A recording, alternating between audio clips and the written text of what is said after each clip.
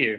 Hiya, Jamil. How are things with you? Technology aside, we're linking up properly again. I'm delighted to We say. are. It's one of the things that we need to live with at the moment, isn't it? Is getting our heads around new technologies, new platforms, new channels, the whole lot. And I'll tell you what it's introduced, a new level of patience in society. Well, maybe for you, maybe not for me. I must admit, as a psychologist, it should be physician heal thyself. But unfortunately, I still find myself thumping the computer. well, I'm glad. You see, one of the things I've realized with age comes wisdom and patience. And as I've got older, I've got more. Otherwise, I would have been throwing the computer out the window before. You're clearly older than me because you have much more wisdom and patience. Well, thanks for that. It sounds like a compliment somewhere in there. Listen, as I said, I wanted to take you back to school because you and I had something in common on our reports. Poor application, but it didn't hold you back. So I just thought we might talk about that and how your interest in sport led you into a completely different world.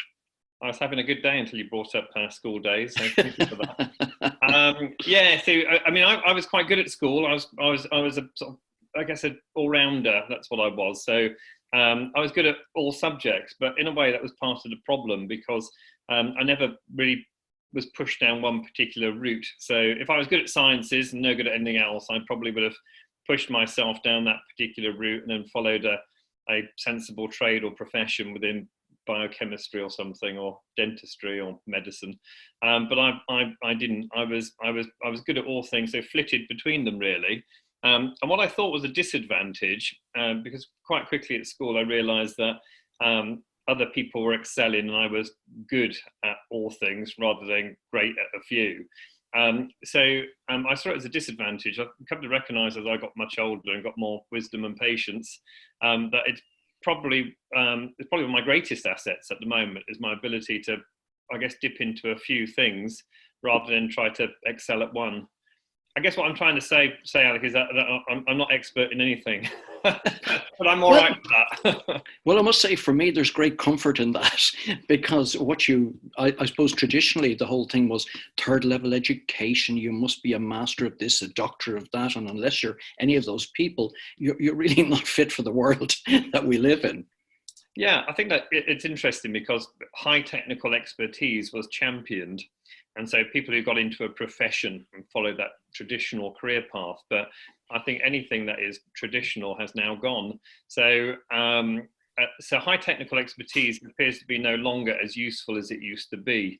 And I'm sorry for the business people out there who believe that there's great value in knowing a lot in their particular trade or profession or line. And high technical expertise is no longer as valuable as it used to be because we can Google things. That's why. So therefore, our competition knows as much as us. And it's really not necessarily what you know. It's more about how you think about what you know, which allows you to be successful in, I guess, the days that we are in now. Yeah, and that's quite an interesting take on it all. As you said, there'll be a lot of disappointed academics out there, but it's a changing world and they're going to have to adapt to it. Yes, I always say, and with all the organisations I work with and leadership teams I'm helping, particularly in the current crisis, I always say that the pace of change internally must meet the pace of change externally. So are we changing as fast as the world around us? And it's incredibly important for us as organisations, communities or leaders to be agile and open-minded and be able to deploy resource to opportunity, be able to be dynamic in response to how our customers are moving and our markets are moving. I mean, I suppose some of the greatest business leaders in the world at the moment would be academics, but I suppose the question must be asked, do they have the ability to change with the changing times? Yes, I think it's a question that we all need to ask of ourselves. I think that we're seeing at the moment that assumptions are being roundly challenged. So, and the assumptions that we've lived by in this world and in our organisations are now it's probably time to question them. And so good questioning doesn't necessarily come from a good knowledge base. It almost comes from a naivety. So even when I've coached sport, that some of the amateurs ask the best questions. And I think that as professionals, we become almost too technical and rely on expertise. So I think I think probably the way forward these days is almost to seek the wisdom of crowds, is to believe that we are not expert, and let's play into each other, cooperate and collaborate in a new way, allow knowledge to become a new asset class with our communities and within our leadership teams. Yeah, and I mean, I suppose in your own career as well, the ability to spot an opportunity and seize it. Sometimes you fall into it from your cricketing days and back into sport was quite interesting as well. An open mind. Yeah, do you know? I mean, it's interesting, Alec, because this is quite therapeutic for me as you're talking, because I do think that the flitting about at school, and I couldn't hold my concentration on one thing. I'd flit about from one thing to the next. May have allowed me to have the career that I've had now, which has been about reinvention. And so I've always tried to make myself relevant for the now. My background obviously is originally business and marketing, and then psychology and performance coaching. I'm very fortunate to have worked with some of the best sports and business teams in the world. Incredibly lucky. So I've learned a lot along the way, and I think that what I've done is simply construct a context that's allowed me to use my skills in a way which is relevant for now. So I'm always thinking context. I'm always thinking about what the environment is bringing at the moment, what people are saying to me, what I'm picking up and observing, and then I guess shaping my material, content, and way of being with these companies and with these sports people in a way which fits the now, I guess, as much as anything else.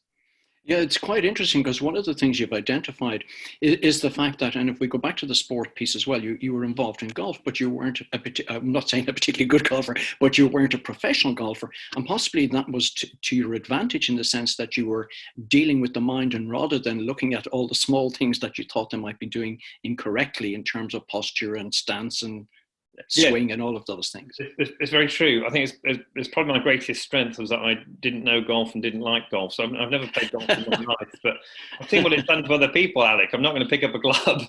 So no, I was, as part of I guess part of the strength was the fact that I didn't know anything about it. So therefore could be amateur. I could ask questions which were based around not knowing. And I think that the more that we can simplify matters for people, the more insight they may have into how they can improve. So I never talked about people's swing or technique. I only ever talked about the things which might be interfering with their play. So I think that when you play well, and this is the same in business as well as sport, and when you play well, it's not good form or a purple patch. It's how you can play all the time. Most of the time we don't perform in business or sport because we are being interfered with and something getting in the way of our thought processes. So if we can gain some sort of consistency of mind, we can get a consistency of play. So whether you're an entrepreneur, business leader, or a golfer, we need to try and create some consistency in our thinking and our decision making to allow us more consistent outputs. So no matter what the external environment is bringing to us, the internal and external things that change on a daily basis, push and pull us in different directions. As long as we gain consistency in our thinking and our approach to things, we may be able to perform at better levels. Would you that would fit into a lot of my own thoughts around, I think large organizations are often stifled by people who don't have the creative side, are too busy caught in doing things the way things were always done, and won't listen to the people around them who might have new ways, new things to introduce it within the firm or organization.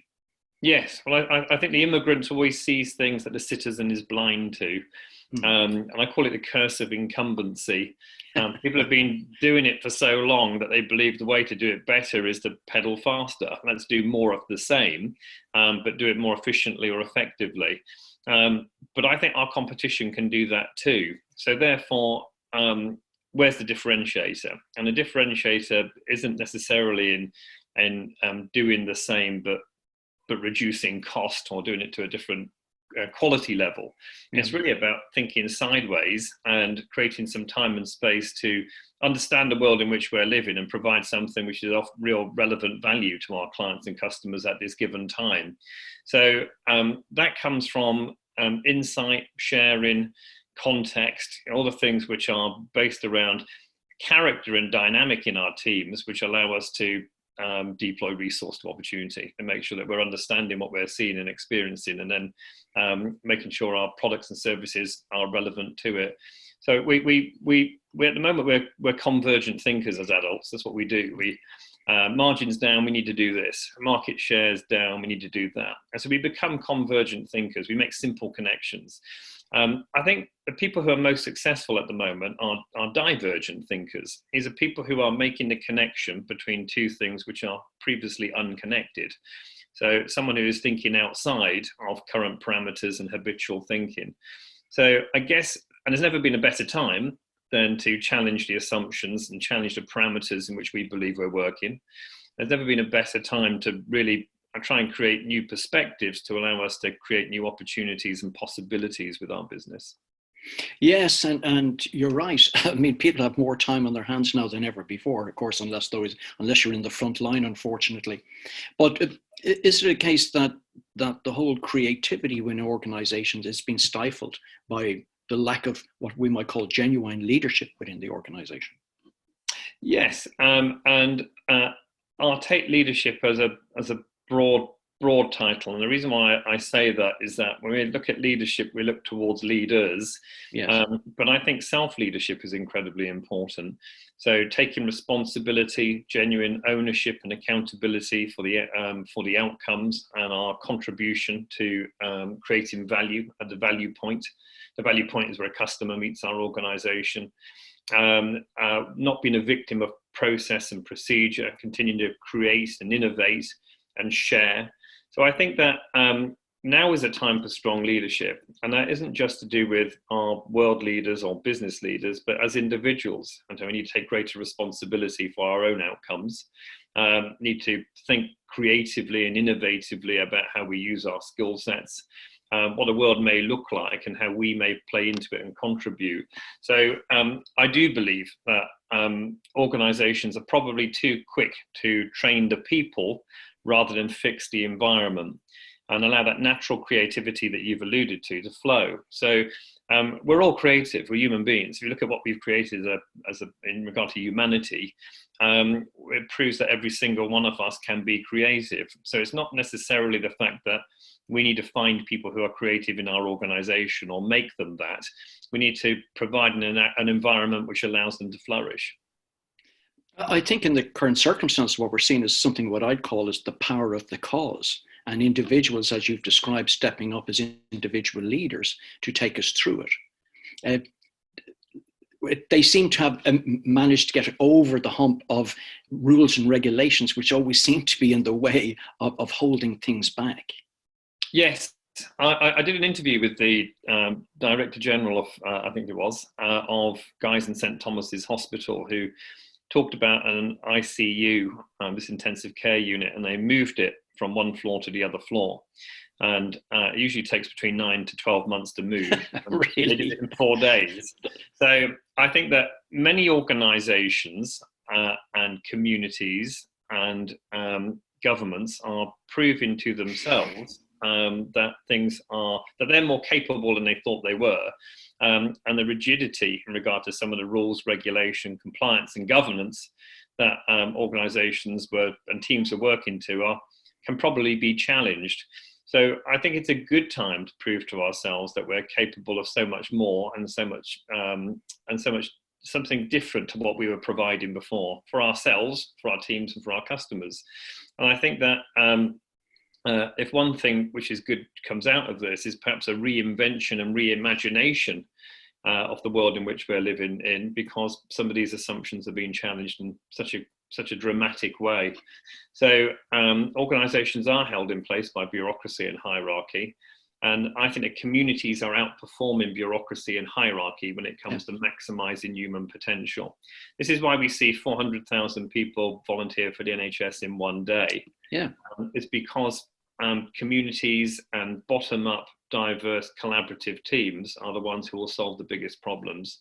And as organisations, we need to embrace this, try and move away from bureaucracy and hierarchy, standard operating procedures, the incumbency and legacy, and into that space of community. I think the real fear is, though, as what we've seen being a spring that's stretched out, when you let go of it, will it go back to its original position? Yes, I don't know. I mean, if you're talking about a macro level, Alec, if you're talking about the world, it's an interesting one, isn't it? That people said that after 2008 and the financial crisis that things didn't change, and I don't think they did. I think it became more leveraged. So, but I think that was an intellectual crisis. The difference is that 2008 was an intellectual crisis, and although it touched everyone, with austerity and the like, it doesn't touch people in the way in which this does. So this is very different. This has gone from the intellectual crisis of the 2008 to an existential crisis. This is about hearts and minds. And I think that because so many people are touched by this in such a personal way, and the most dramatic way, health and money. So I think there may be more opportunity to make some of the bigger changes that we need to make if we're going to face into some of the biggest challenges that we will face as mankind. So it isn't just COVID-19. There's a whole arrangement or whole collection of things which may be heading our way, which can be equally, if not more, devastating. So therefore, what we need to do is to take stock and question the world that we created and see whether we can create something which is bigger and better and more robust and more relevant than what we had previously. So I think it's up to organisations and governments to create better levels of self-awareness and introspection and think about the world that we want to emerge into. Yes, it's quite interesting. I mean, the planet's actually getting a rest from us at the moment as humans. We have a strange situation in Ireland where we have a government who were voted out but are still in because it just crossed over. Yes. And they were voted out on two things, homelessness and the housing crisis. Yes. Now, we had nearly 400 people homeless in Dublin daily, which is down to 25. Those who decided. And so something that couldn't be sorted out in years has been sorted out in weeks. That's right, and exactly what we're seeing with organisations and governments, that we're achieving all sorts of things that were told that were impossible. So therefore, I am optimistic about future change, because I think that as governments prove that it's possible, maybe the citizens will demand it more. So climate change is a good example where people fold their arms and say there's not much we can do about it, or it's not relevant now. But maybe there'll be a greater demand on our governments to take some of these things seriously. And we will know as citizens that it's possible for them to create new perspectives, which allow new ways of doing. So I guess there's good and bad in this. I think that, we could be more demanding of our governments and organisations. I think at the moment, many organisations and governments are revealing themselves. Nice. And I think that, and I think they may have to repurpose or rethink the way in which they engage with their customers and colleagues, their stakeholders, in the light of how people are perceiving their particular brand. Yes, it's quite interesting because people have much more time on their hands. They're able to scrutinise their political leaders much more closely. Through the media. Alec, I'm sorry to cut across you. It's an interesting one because the companies in which I'm working with at the moment and supporting them through this particular new now, I don't call it a new normal, I think it's a new now. But there's lots of people who either have time on their hands, furloughed, or perhaps in lockdown on their own, or alternatively I see the extreme, which is people who are single parents, 3 children, having to homeschool, and try to keep their job in a time of worry and fear, plus worrying about elderly relatives and having to shop for them. So I'm either seeing people who are at home with not much to do, and the other end of the spectrum where people are fraught, and the levels of anxiety and stress, I think, are a potential mental health time bomb for some people who are just literally trying to get through this. So I think you're right. I think some people will scrutinise more. I think some people will be taking it day by day, almost hour by hour, and just trying to get through this. But either way, I guess that there's a responsibility from governments and organisations and communities and families to look after each other at this time and to make sure that there's that short-term help and short-term need, but also creating a long-term future which plays into something which is not going to allow this situation to happen again. It's been quite interesting. If I'm just going back to the sports side for a second, certain large sports clubs and football clubs furloughed people very, very quickly, even though they were quite cash rich.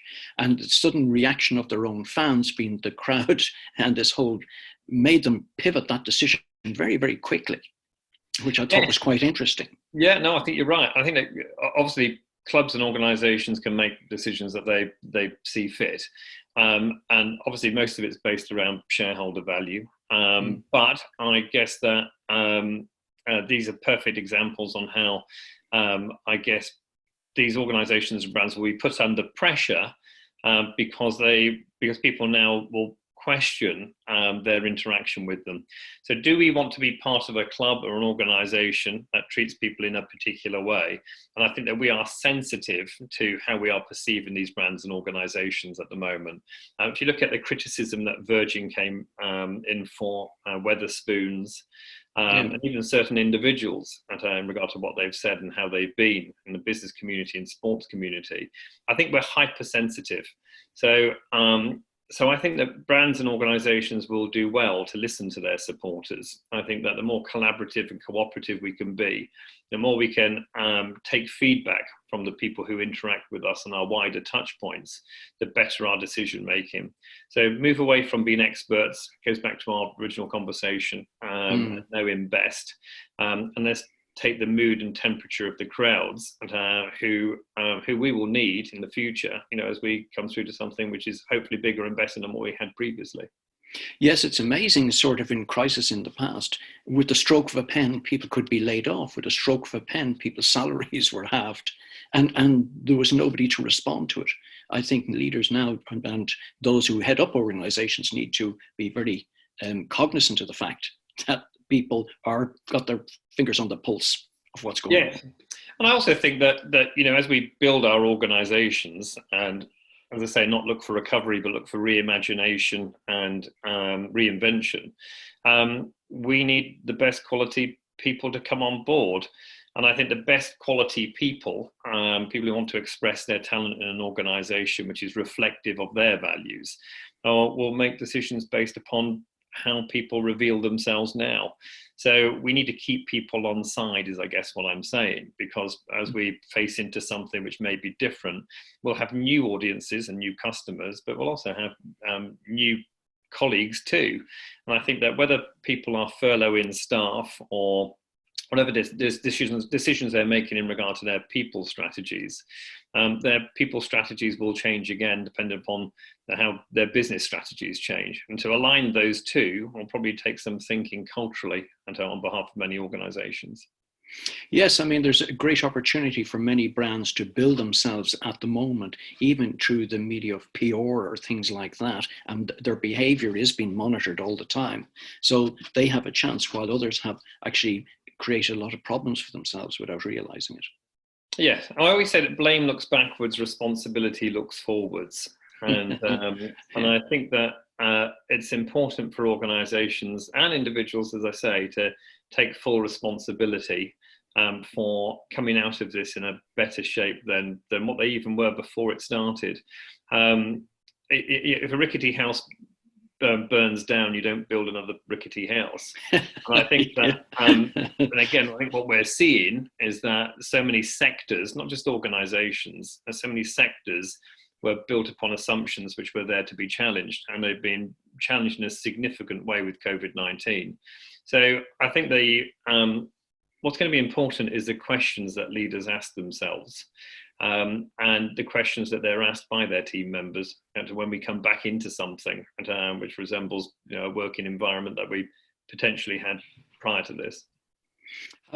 Have you seen anything sort of really creative and you're thinking to yourself, wow, there's an organisation that's really embraced what's happening around, that understands the world around them as we see it today? Well, I'm lucky enough to be working with 10 companies at the moment who are all incredibly agile and forward thinking, and I think that the thing that I've noticed the most, I'm trying to think a commonality for you, Alec, really more so than to identify one, but I think that the one thing I've noticed is the levels of engagement and connectivity. So although we're now working through this online medium, and various platforms and channels which are very different. I think the level of conversation and debate is really important. So in a time of crisis, or a time like now, and we can hunker down and become task focused. Let's try and replicate what we did offline, take our bricks and mortar business into a clicks and mortar business, and try and do this seamlessly, make people productive overnight through a new medium. The companies that seem to be doing very well at the moment are the ones who are creating some time and space to discuss and talk. Right. And so not just looking at being productive, not just looking at being task focused, but keeping their head up and thinking on a more strategic level about sharing knowledge and context and understanding to allow us to create these new perspectives and new possibilities. So two things are happening with this is that when you do that, it's more motivational for people. If you're simply talking tasks and to-do lists and getting stuff done, it's hard work for a lot of people at the moment through this new medium. Yeah. But if you're spending time talking about possibilities, what might be, sharing, discussing, talking, arguing and debating, it's actually quite motivational, takes you away from the task. But it also gives you a better understanding and possibly more clarity on how you may be rebuilding and facing into something which is different and better than what we had previously. So I think the commonality in the companies I'm working with at the moment is that they're still taking time out to talk, to chat, to discuss, to argue. And once we're sharing knowledge in that way, we get the learning opportunity that comes from it. I always say that our only sustainable competitive advantage is to learn faster and better than your competitors. And that can't be done when people are in isolation, completing their to-do list. It can only happen when we're creating time and space to keep discussing and keep sharing. If I was to ask you one piece of advice you'd give to any organization that's out there, whether they're SMEs right the way up to the large corporates, in the sort of minute we've got left, what would you like to share with them? You think that would be a good message? I think make the most of the wisdom of crowds. I think that bottom up diverse collaborative teams are the ones who will be most successful. So we're seeing authoritarianism not work, be that with governments or be that with organizations. So the way forward really is to make sure you're forming communities, and communities with a purpose is the way forward. Purpose maximization will always drive profit maximization. So form a community with a purpose, try and allow people to share and talk, collaborate and cooperate. And once people are sharing experience and learning, we can funnel that or siphon that into something which is really useful and practical for shaping people and business strategies. So let's move away from hierarchy and bureaucracy where we can, and move into the space of community and team, and try and create flatter structures which engage people in a way which perhaps they weren't previously because of the previous models that we inherited or were living by. What a great way to finish up. I'd really like to say a special thanks to Jamil Qureshi for your insights, knowledge and your time, of course, which is much respected. Thank you, Alec.